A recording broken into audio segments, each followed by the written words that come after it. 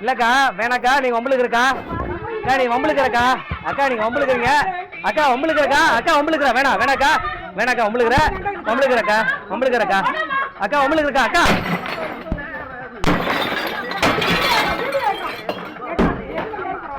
கரூர் மாவட்டம் குளித்தலை கடம்பனேஸ்வரர் கோவில் அருகே தொழில் போட்டியால் பூஜை பொருட்கள் கடையை அடித்து நொறுக்கி தகராறில் ஈடுபட்ட லக்ஷ்மி என்பவரையும் அவரது மகளையும் போலீசார் கைது செய்தனர். விவரங்களை தருகிறார் செய்தியாளர் வீரத்தியாகராஜன். வணக்கம், விவரங்களை சொல்லலாம். அம்மா வணக்கம். குளித்தலை கடம்பனேஸ்வரர் கோவிலில் சரவணன் என்பவர் 2 ஆண்டுகளாக பொதுக்கோவிலில் ஏலம் எடுத்து கடை நடத்தி வந்தார். கடையின் அருகே பாக்கியலட்சுமி என்கின்ற லட்சுமி அவர்களும் பூஜை பொருட்களில் விற்பனை செய்து வந்தார். இந்நிலையில் தற்பொழுது பொது ஏலத்தில் பாக்கியலட்சுமி கடை ஏலம் எடுத்தார். ஏலம் எடுத்த பிறகு சரவணன் என்பவர் கோவிலின் அருகாமையிலேயே பூஜை பொருட்கள் விற்பனை செய்து வந்தார். இன்று காலையில் பாக்கியலட்சுமி தகாத வார்த்தையில் பேசிக்கொண்டு கடையில் உள்ளே புகுந்து பூஜை பொருட்களையும் கண்ணாடி பாட்டில் பிரிட்ஜி எல்லாம் உடைத்து சேதம் செய்தார்.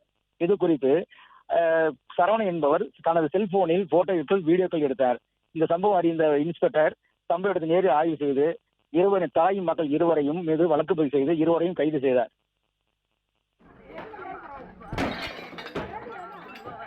இல்லக்கா வேணாக்கா, நீங்க உங்களுக்கு இருக்கா அக்கா, நீங்க உங்களுக்கு இருக்கா அக்கா, நீங்க உங்களுக்கு இருக்கீங்க அக்கா, உங்களுக்கு இருக்கா அக்கா, உங்களுக்கு வேணாம் வேணாக்கா, வேணாக்கா, உங்களுக்கு